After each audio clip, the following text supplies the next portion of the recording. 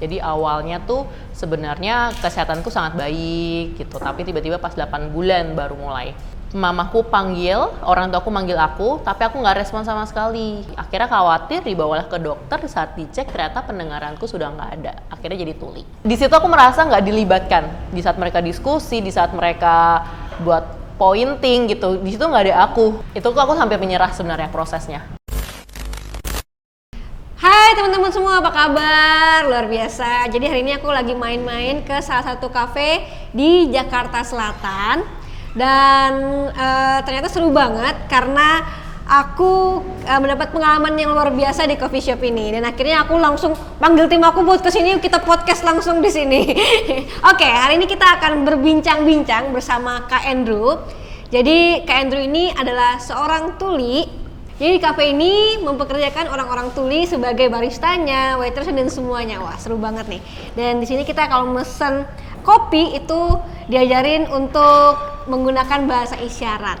Nah, kenapa ada di Gita Buka Praktek? Karena aku rasa ini bisa menjadi inspirasi buat teman-teman di rumah yang nonton. Kalau kekurangan kita itu nggak bisa menghentikan langkah kita. Nah, sekarang kita akan berbincang sama Kak Andrew. Kak Andrew akan jelasin gimana kisah hidupnya yang akan menjadi inspirasi teman-teman di rumah yang nonton. Dan jangan kaget karena kita juga ada interpreter di belakang aku yang akan muncul suaranya aja buat mentranslate apa yang dikatakan oleh Mas Andrew. Oke, halo. Halo. Halo Mas Andrew. Apa kabar? Sehat, baik. Oke, Mas Andrew, aku pengen tahu dong kisah hidup Mas Andrew seperti apa sih? Oke. Aku adalah seorang tuli, jadi saat aku lahir sebetulnya itu aku lahir seperti biasa, normal, bisa mendengar. Tapi di saat mulai 8 bulan, umurku 8 bulan, aku kena panas tinggi, kemudian dari situlah mulai pendengaranku berkurang hingga akhirnya tuli dan sampai sekarang. Wow, jadi awalnya begitu lahir tidak ada keluhan-keluhan apa, dari dokter juga tidak mengklaim bahwa anak ibu tuli gitu, enggak ya? Iya, betul, seperti itu. Jadi awalnya tuh sebenarnya kesehatanku sangat baik gitu, tapi tiba-tiba pas 8 bulan baru mulai. Jadi mamaku panggil, orang tuaku manggil aku, tapi aku nggak respon sama sekali. Di situ awalnya baru ketahuan. Sebelumnya respon tapi menurut mama? Iya, ada respon. Jadi sebelum 8 bulan tuh aku masih respon kalau ada suara, tapi terus tiba-tiba sakit. Nah, mulai dari sakit itu kira-kira selama 8 bulan 1 tahun lah orang tua mulai manggil aku, tapi aku nggak respon sama sekali. Akhirnya khawatir, dibawalah ke dokter. Saat dicek ternyata pendengaranku sudah nggak ada. Akhirnya jadi tuli. Jadi kira-kira itu kira-kira ada 90 desibel tingkatan ketulianku. Oke, yang seharusnya? Nggak tahu deh kalau misalnya orang dengar tuh berapa desibel ya normalnya, tapi kalau 90 desibel itu termasuk berat, udah tuli. Karena aku juga waktu itu masih bayi jadi nggak tahu apa-apa. Oke. Itu pas tahu lihatnya riwayat, oh pendengaranku tuh 90 desibel, di mana itu ada tuli total. Oke, berarti dari kecil mulai belajar bahasa isyarat tuh berarti dari kecil ya? Nah, sebenarnya dari kecil itu bukan belajar bahasa isyarat, tapi awalnya tuh aku lebih ke pointing, jadi menunjuk sesuatu hal yang aku mau. Kemudian yang kedua itu masih pakai bahasa bibir. Aku mencoba untuk belajar baca bibir, kemudian aku ikut terapi wicara gitu pada saat masih kecil. Kemudian saat aku mulai bisa paham isyarat itu di umur 7 tahun, waktu itu aku pindah sekolah di Amerika. Di situ mulai. Di Amerika? Iya. Jadi aku sekolah di Amerika, itu tinggal di Amerika kira-kira 2 tahun di sana. Terus aku di situ di sekolah aku dapat akses bahasa isyarat gitu. Jadi pengajaran di sana tuh nggak verbal sama sekali, bener-bener di sekolahnya itu visual banget. Wow. Kemudian aku juga komunikasinya menggunakan bahasa isyarat. Wow, seru banget sih. Itu berarti ikut orang tua ke sana atau memang gimana tuh bisa di Amerika? Jadi kebetulan papaku dapat dinas, itu kebetulan di Amerika. Jadi terus akhirnya semua keluarga dibawa ke sana. Oh, setelah 2 tahun akhirnya dinasnya pindah ke Indonesia lagi? Aku balik ke Indonesia di umur 9 tahun. Itu akhirnya balik ke Indonesia, kemudian aku sekolahnya ke sekolah luar biasa, SLB. Wah, ini yang menarik nih, kan jarang-jarang ya kita mendengar pendidikan di Amerika untuk tuli gitu. Boleh nggak sih ceritain, kalau masih inget ya di umur 7-9 tahun tuh apa aja selain tadi bahasa isyarat dan lain-lain, mungkin ada kisah lucu dan lain-lain? Ya, ada cerita keren banget pokoknya di sana, karena semua guru di sana tuh pakai bahasa isyarat. Jadi pas awal aku masuk itu sama sekali nggak tahu, apalagi kan pakai bahasa Inggris. Dan aku cukup kaget karena semuanya berisyarat. Jadi pas aku TK saat aku di Jakarta itu kan sekolahnya full verbal, sama sekali nggak ada isyaratnya. Dan nggak ada lagi tuh aku diajarin bahasa Inggris kan, jadi aku cuma belajar bahasa Indonesia. Kemudian pas nyampe sana aku bingung sama sekali karena nggak bisa bahasa Inggris, nggak bisa bahasa isyarat, bener-bener pokoknya orang mau ngomong apa aja tuh aku nggak tahu deh. Akhirnya dimulai aku diajak latihan selama 1 minggu. Itu diajarin bahasa isyarat di sana, kemudian juga belajar bahasa Inggris secara tulisan gitu kan. Dan itu cepet banget aku bisa belajarnya hanya selama 1 minggu. Karena apa? Karena gurunya tuh bener-bener ngajar itu pakai bahasa isyarat, dimana secara visual itu aku lebih paham konsepnya seperti apa. Jadi selama 2 tahun aku sekolah itu aku nggak berpikir bahwa oh ternyata aku tuh masuk kelas yang sangat luar biasa gitu. Dan aku menjadi salah satu murid yang peringkat 1 di sana. Wow. Pas aku sekolah di Indonesia bahasa Inggrisnya nggak tahu sama sekali. Wow, luar biasa. Berarti di sana tuh ada sekolah. Kalau di sini mungkin namanya SLB. Di sana juga seperti SLB itu atau gimana, Kak? Beda. Kalau di Amerika itu sekolah khusus tuli, gitu. Jadi aksesibilitasnya itu beda di sana. Sebetulnya sama kayak konsepnya SLB, tapi di sana tuh sistem pendidikannya dan karena mereka sekolah itu khusus tuli, jadi memang sistemnya benar-benar menyesuaikan situasi kebutuhan tuli gitu. Jadi dan di situ tuh kayak sistemnya tuh kayak guru tuh sedikit memaksakan anak-anaknya untuk bisa belajar sendiri gitu. Jadi bukan yang cuman dalam satu arah guru menjelaskan terus anak cuman menerima aja, enggak gitu. Jadi Amerika tuh menurutku bagus sekali sih sistemnya. Bagaimana kita tuh diajarin buat lebih berani dan terlibat dalam berinteraksi dan berdiskusi. Dulu pas aku sekolah di Amerika tuh bener-bener banyak banget aku terlibat di banyak kegiatan di sekolah. Jadi nggak cuman sekolah habis itu ke rumah gitu doang, enggak gitu. Dan mata pelajaran tuh bener-bener bervariasi banget. Jadi bener-bener yang kita nggak cuma satu kelas doang, kan biasanya gitu ya kita ya, cuma di kelas doang. Tapi sana tuh bener-bener mengeksplor outdoornya. Wow, dan itu sebenarnya bukan di sekolah khusus tuli doang kan ya? Maksudnya kalau di sekolah-sekolah yang kayak mungkin primary school dan lain-lain tuh sebenarnya juga sama kan, kayak gitu juga kan di sana? Ya mirip betul. Oh, cuman ini bedanya sebenarnya secara sistem sama, cuman ini khusus untuk tuli gitu ya? Betul. Wih, canggih ya. Oke, nah terus udah gitu kembali ke Indonesia, sedih dong. Sedih sih karena balik ke Indonesia. Jadi kan udah selesai sekolah di Amerika, terus aku balik ke Indonesia tuh akhirnya sekolah di SLB kan. Pas masuk lagi-lagi bahasa Indonesianya kan aku jadi nggak bisa dan akhirnya 0 banget tuh aku. Dan nggak ada akses isyarat, semuanya tuh orang menggunakan verbal, jadi bener-bener komunikasinya aku jelek banget dan nilai pelajaran semua itu 0 semua aku dapat pelajaran, bener-bener nggak ada kemajuan, nggak ada nilai nambah sedikit, bahkan sampai ngulang-ngulang pun juga aku kayak ngerasa udah capek banget gitu karena bener-bener aksesnya beda banget gitu. Akhirnya gurunya ngakalin aku dengan baca bibir dan juga tambah visual. Dan itu jadi satu kelas itu aku belajar 1 tahun. Istilahnya aku mempelajari, beradaptasi dengan sistemnya tuh selama 1 tahun. Bayangkan perbandingan di Amerika aku ngelatihnya cuma seminggu dan ini kemudian beradaptasi di Indonesia tuh 1 tahun gitu. Jadi prosesnya tuh beda banget antara yang di Amerika sama yang di Indonesia. Kayak gitu sih. Wah. Oke, nah itu berarti waktu di Indonesia berarti masuk ke SLB ya? Yes, betul. Oke. Setelah itu gimana tuh? Kan mulai dari 9 tahun sampai akhirnya kuliah juga? Iya, aku kuliah. Jadi aku SD itu masuk di SLB juga. Nah, sebetulnya SMP itu aku sebenarnya pengennya ke SLB, tetap SLB aja gitu kan. Tapi di SLB itu ada satu mata pelajaran yang aku nggak suka, itu menjahit. Kayak aku tuh itu bukan hobiku dan bukan passionku gitu. Akhirnya aku udah diajak pindah aja gitu. Kemudian di saat ditanya mau pindah di mana, aku mikir coba kali ya ke sekolah umum. Dan sebenarnya deg-degan kan, karena berpikirnya kayak ada akses nggak ya di sana, aku tulis semuanya dengar. Tapi pas aku pindah ke sekolah umum tuh bener-bener yang takut, grogi, takut bully lah, takut apalah, takut nilainya jelek terus. Ternyata banyak yang teman-teman bantu aku dan guru pun juga bantu aku sampai akhirnya aku bisa lanjut kuliah S1. Itu aku jurusan komputer. Berarti pokoknya salah satu universitas lah. berarti sekolah umum biasa? Iya, sekolah umum, sekolah biasa. Wow, dan bisa ngikutin semua mata pelajarannya? Bisa.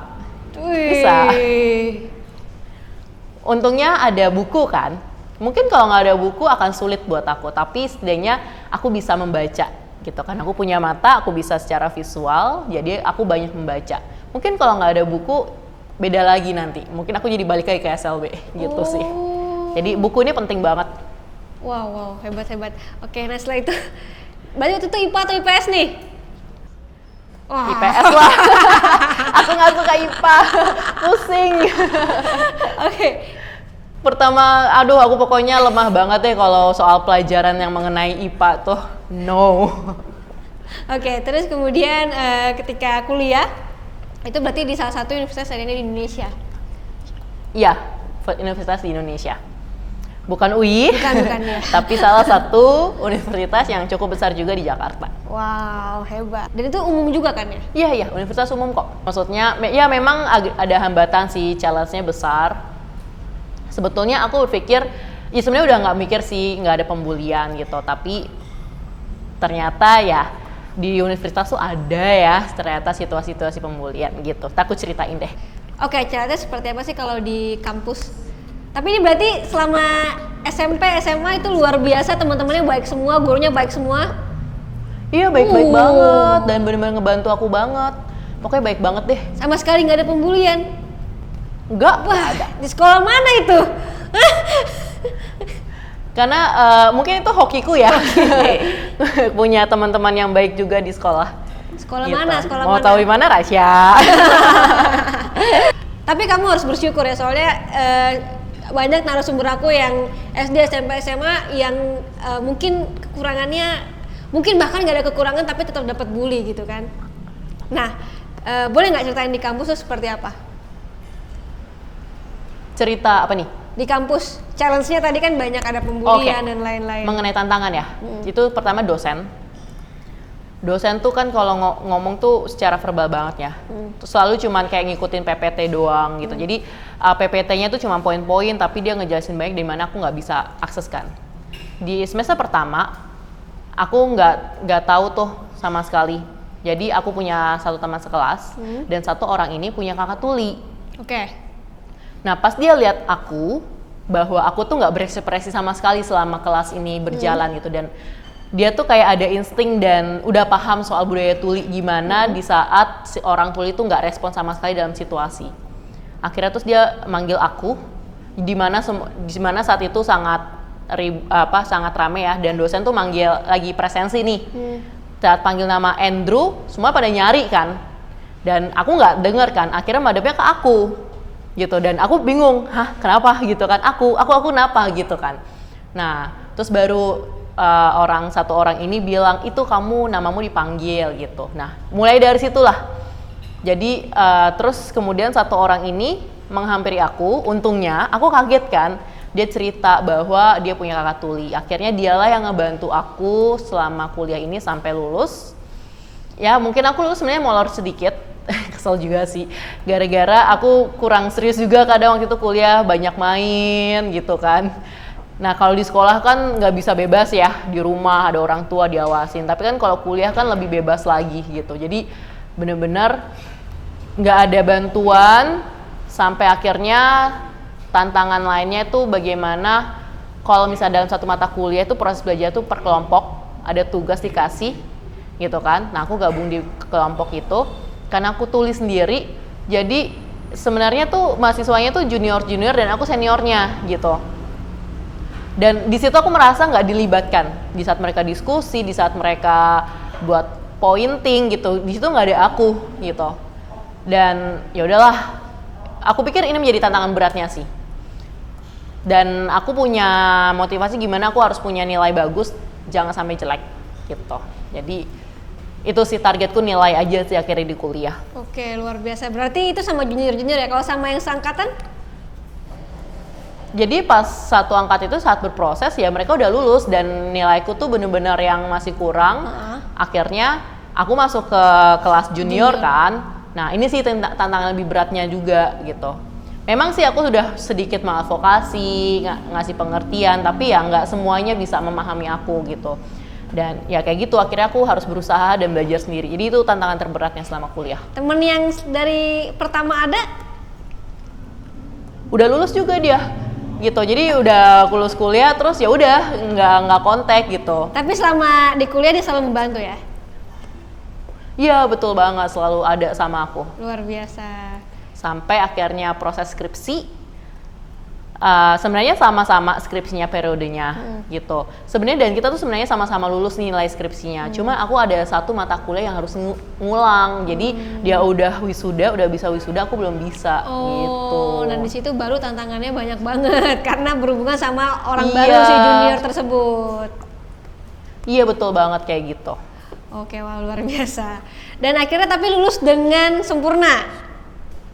Ya dong, aku lulus dengan baik dong, udah lulus sekarang, dan udah lega. Udah nggak DO gitu lah, dan itu juga aku nggak mau banget kalau DO karena kan rugi ya. Oke. Gitu. Yang aku pengen tanya adalah di saat Kak Andrew punya kekurangan dan akhirnya masuk ke sekolah kampus yang umum gitu, itu kan pasti berat banget menurut aku. Nah, gimana sih cara Kak Andrew tuh untuk bisa terus bangkit, terus nggak mikirin orang lain yang ngomong apa, tapi malah menjadikan itu sebagai motivasi. Kayak tadi mungkin dibully, nggak dilibatkan segala macam, tapi itu malah menjadi semangat Kak Andrew untuk buktiin kalau nilai gue bisa bagus kok. Nah, sebetulnya di saat aku yang nggak terlibat itu di dalam kelompok diskusi, itu aku hampir menyerah sebenarnya prosesnya. Kayak untuk kuliah, tapi aku nggak suka gitu situasi kayak gini. Akhirnya aku mencoba untuk memotivasi diri bahwa aku nggak boleh nyerah. Aku harus semangat dan harus nunjukin. Jadi selama UTS dan UAS, ini kan hal yang penting ya. Jadi targetku tuh di UTS dan UAS itu untuk bisa nilai bagus. Akhirnya itu targetku. Aku selalu lebih lagi untuk membaca buku untuk bisa memahami gitu. Jadi bukan menghafal, tapi bener-bener aku pahamin gitu loh. Jadi sampai akhirnya di situ selama proses tes itu aku pun akhirnya bisa menjawab dengan serius dan bisa memahami apa yang dimaksud gitu. Dan ternyata hasilnya tuh membuahkan hasil yang baik di mana aku nilai bagus banget. Jadi walaupun selama kerja kelompok itu ternyata ada beberapa nama aku nggak dicantum, which is yang nilainya berarti nggak ada kan, itu bisa aku balas dengan nilai UAS yang sangat baik gitu. Jadi ini menjadi motivasi aku pada saat itu. Benar, itu menurut aku salah satu yang luar biasa yang ada di diri Kak Andrew juga, yang mungkin teman-teman di rumah nih bisa lebih semangat lagi dan bisa buktiin mungkin ke orang-orang yang bully kalian atau orang-orang yang tidak menganggap kalian, dibuktikan dengan prestasi. Betul? Betul nggak? Oke. Nah, kenapa berjuang sampai S1? Apa disuruh orang tua kah? Atau seperti apa? Ya sebetulnya keluarga sih gitu kan. Karena ya budaya Indonesia ya, kita harus setidaknya harus lulus kuliah. Nah sebenarnya di S1 itu rencananya sebetulnya aku kan komputer tuh nggak terlalu menarik sebenarnya buatku. Awalnya itu aku mau mengenai perhotelan. Karena aku punya mimpi bisa kerja ke luar negeri gitu. Aku pengen travel gitu. Dan aku suka banget, hobi banget untuk traveling. Kemudian ya ada orang tua minta aku untuk melakukan hal ini, untuk itu gitu. Ada permintaan-permintaan, akhirnya ya udah dengan alasan biar orang tua bangga juga sama aku gitu. Karena dibilang juga orang tua tuh bilang kalau lulus S1 itu kerja itu mudah. Pertama, tapi memang tentu dari aku kan komunikasi menjadi salah satu tantangan yang berat ya. Karena di saat aku ketemu orang tuh kaget sama aku, bingung. Aduh, gimana ya cara komunikasinya kayak gitu. Aduh, gimana ya nanti ngelayaninnya. Biasanya kan kayak gitu ya. Kalau orang baru ketemu tuli terus nggak tahu. Padahal sebenarnya gampang banget komunikasi. Ada ketikan handphone, bisa tulis gitu kan, bisa di komputer gitu. Jadi maksudnya sebenarnya nyantai aja. Tapi bagaimana akhirnya orang tuh merasa mencoba untuk bisa berusaha untuk beradaptasi sama aku. Nah contohnya kayak gini kan, kayak Agrita yang akhirnya juga menyesuaikan aku kan. Gitu, mungkin aku abis ini lamar kerja. Boleh. Oke, yang tadi aku bertanya bagaimana dukungan keluarga? Dari kecil sampai sekarang. Hubunganku dengan keluarga, dukungan dan hubungan. Sebenarnya aku punya kakak dan adik, kayak suka nanyain gitu, Andrew mau apa aja, ayo kita dukung gitu. Dulu tuh aku mau kuliah di Filipina, itu dulu ngikut bapak kuliah S2 di sana, terus aku kayak mau ikut gitu, kemudian kakak juga ke sana, jadi semakin aku pengen ikut ke sana kan, tapi ada sedikit yang aku merasa sesuatu yang kurang buat aku, kayak kurang suka aja di sana. Kayak contohnya mengenai bagaimana ya, kayak masih memang di saat aku meminta ke sana tuh mereka tuh merasa aduh nggak usah deh sini aja gitu. Mungkin masa ada khawatir ya kalau Andrew kuliah sendiri, nanti kakaknya udah lulus balik ke Indonesia terus Andrew sama siapa gitu kan. Sebenarnya aku juga bingung sih maksudnya gimana ya, tapi jadi kayak setengahnya tuh dilarang gitu loh. Mungkin orang ketakutan bahwa tanda kutip tuh Andrew nggak bisa gimana nggak bisa sendiri di sana gitu. Akhirnya ya udah, akhirnya aku turutin. Sebenarnya aku juga akhirnya menunjukkan kayak yaudah aku nunjukin ke orang tua dengan cara aku bisa travel sendiri-sendiri. Karena kan aku bukan bayi terus kan. Aku juga semakin lama kan semakin dewasa, bertumbuh terus gitu. Dan akhirnya aku nunjukin sama orang tua bahwa aku bisa kok kemana-mana sendiri gitu. Karena kan sebelumnya juga aku sekolah di Amerika, aku bisa bahasa Inggris. Jadi setidaknya setengahnya tuh aku punya modal gitu buat bisa traveling kemana-mana. Terus akhirnya keluarga semakin kesini semakin mendukung aku, kayak semakin kesini juga komunikasi kita juga semakin bisa saling mendukung, bisa saling interaksi gitu. Gitu. Jadi ya begitulah kira-kira. Oke, kalau boleh tahu umur berapa sih sekarang? Tebak aku. Aduh. Kira-kira 30? Terima kasih. Aku masih 35 muda ya. berarti? Betul, aku 35. Aku 35 tahun. Berarti udah berapa tahun yang lalu ya kuliahnya ya? Udah berapa tahun yang lalu, udah 10 tahun yang lalu deh.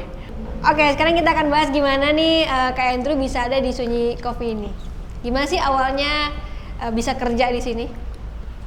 Nah, wah itu sebetulnya tantangan jadi barista di Sunyi tuh awalnya nggak ada pengalaman sama sekali aku jadi seorang barista.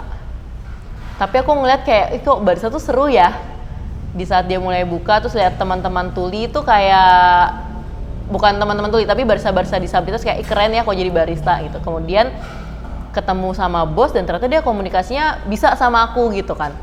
Akhirnya kita ngobrol bareng-bareng dan aku ngeliat kayak bosnya Sunyi tuh bukan yang ngerendahin kita gitu. Dia justru ngajak kita untuk coba aja yuk coba daftar barista di sini gitu kan.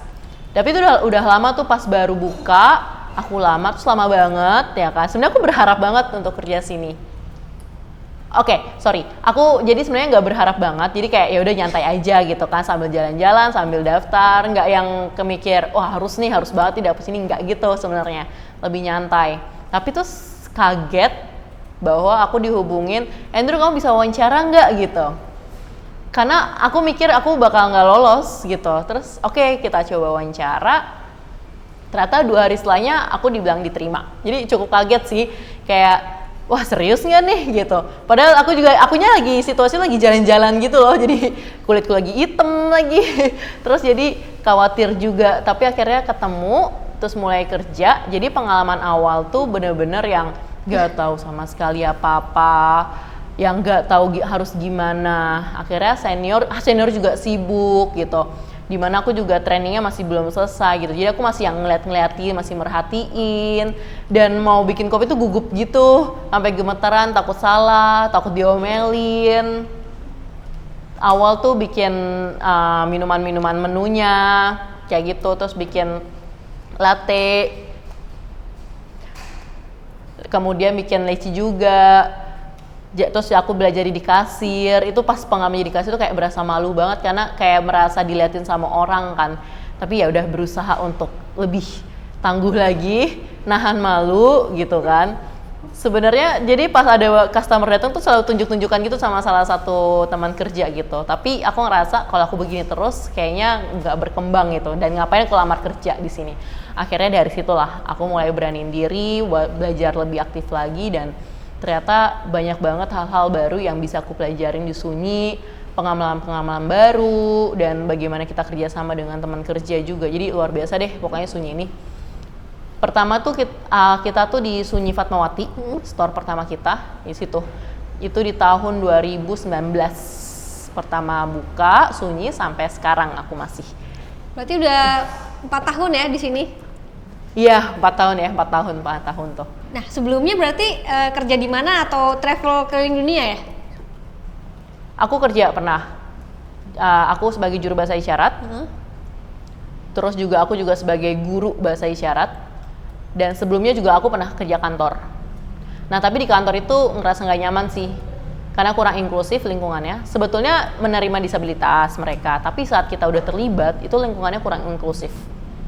Nggak ada keterlibatan dalam berkomunikasi, jadi aku sering banget ketinggalan informasi, bener-bener nggak tahu, nggak ada aksesnya, kayak informasi libur, cuti, yang lain-lain tuh aku nggak tahu. Kemudian, dan akhirnya kan aku sampai sekarang aku punya 3 profesi, juru bahasa isyarat, guru bahasa isyarat, dan barista. Oke, nah kalau dilihat dari pandangan Kak Andrew sendiri nih, untuk lapangan pekerjaan seorang tuli di Indonesia seperti apa? Kesempatan untuk tuli bisa bekerja kalau dulu itu kurang banget, bener-bener kurang. Banyak banget perusahaan-perusahaan yang menolak tuli untuk melamar kerja dengan alasan sulit berkomunikasi, nggak ada akses gitu. Tapi sekarang udah mulai lumayan nih, udah mulai banyak perusahaan yang sadar dan aware, karena kita juga udah punya undang-undangnya. Jadi setiap perusahaan itu harus menerima 1% dan juga 2%.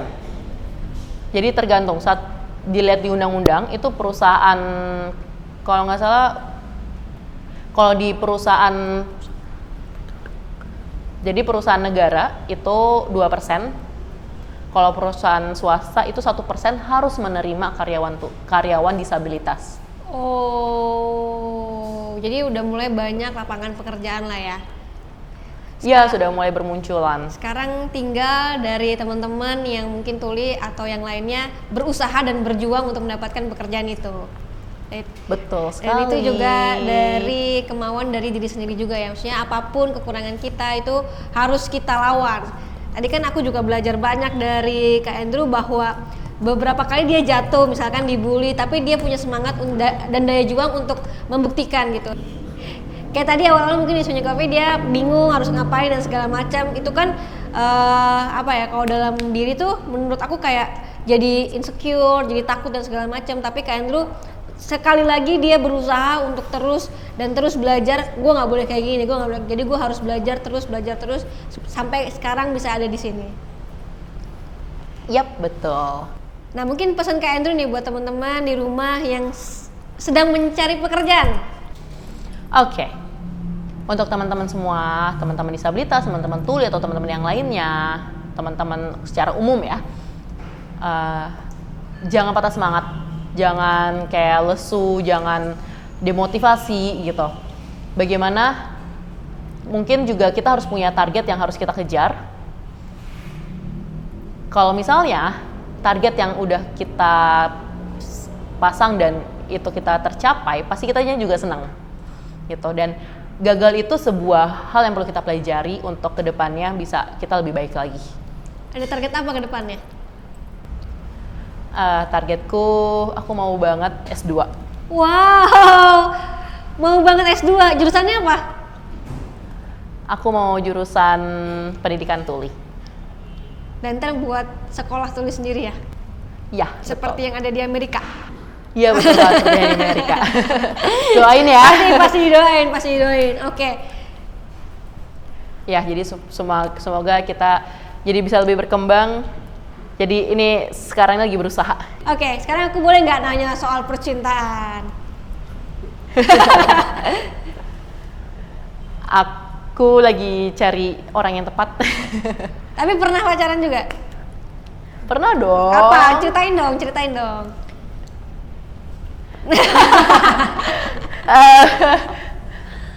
Kuliah, SMA? Terakhir itu SMA aku pacaran. Oh. Ya, nah jadi pokoknya lucu sih. Waktu itu aku punya kejadian lucu di SMP. Baru masuk kan aku masih bingung banget kan tuh. Terus tiba-tiba ada orang nyamperin aku tuh bilang suka aku.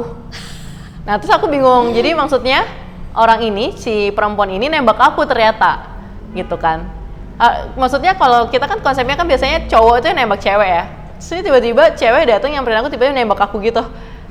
Jadi pada saat itu aku masih polos banget gitu. Akhirnya diterima aja deh. Akhirnya aku terima, udah. Tapi nggak tahu kayak caranya pacaran tuh kayak gimana. Sebetulnya di SD tuh aku pernah pacaran, tapi ya cinta-cinta monyet gitu. Jadi nggak serius-serius gitu. Nah terus pas di SMP pacaran, yang lucu tuh pacarannya cuma 1 minggu doang. Habis itu udah setelah 1 minggu putus karena aku merasa kita nggak bisa komunikasi gitu loh, kayak kurang bisa mengungkapkan sesuatu. Dan terus dibilang kayak, dia tuh suka bilang kalau di sekolah tuh nggak boleh ngobrol gitu kan. Maksudnya cuman kayak ngobrol doang. Terus kalau di luar sekolah tuh baru boleh ngobrol, kan kayak pusing gitu. Akhirnya udahlah putus aja.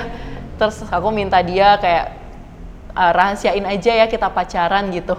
Terus besoknya masuk sekolah, ternyata teman-teman semuanya langsung, wah Andrew parah nih kayak gitu. Saya kayak nggak tahu kenapa nggak tahu apa-apa gitu. Semuanya pada nunjuk ke aku gitu, wah Andrew putus pacaran nih gitu kan. Terus, hah maksudnya kalian tahu aku putus gitu? Iyalah tahu lah gitu kan. Kok bisa tahu, kok jadi nyebar gitu. Jadi bener-bener malu banget pada saat itu di sekolahan. Oke. Gitu. Jadi ya udah lah ya. Mau diapain bodo amat lah ya akhirnya. Kenangan indah. Buktinya masih diinget. Iya sih. Oke, waktu SMA sempat pacaran juga berarti?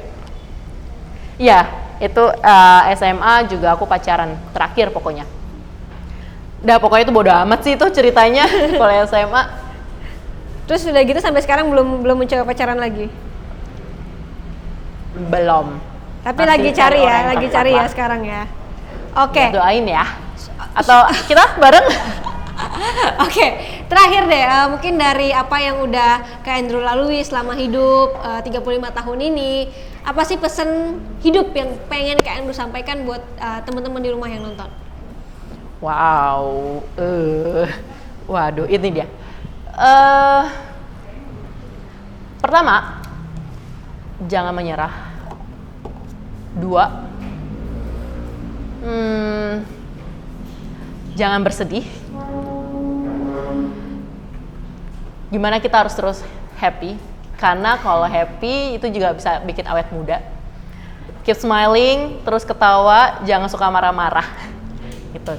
Jadi cobalah untuk senang dan cobalah untuk berbahagia. Sering-seringlah tertawa. Oke, thank you banget Kak Andrew sudah mampir di sini, dan juga thank you Kak udah nemenin juga, luar biasa ya. Saya jadinya capek juga lumayan. hebat.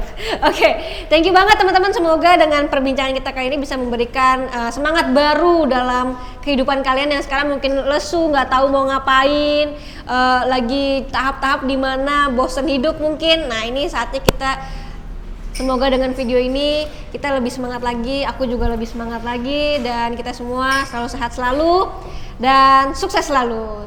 Dadah.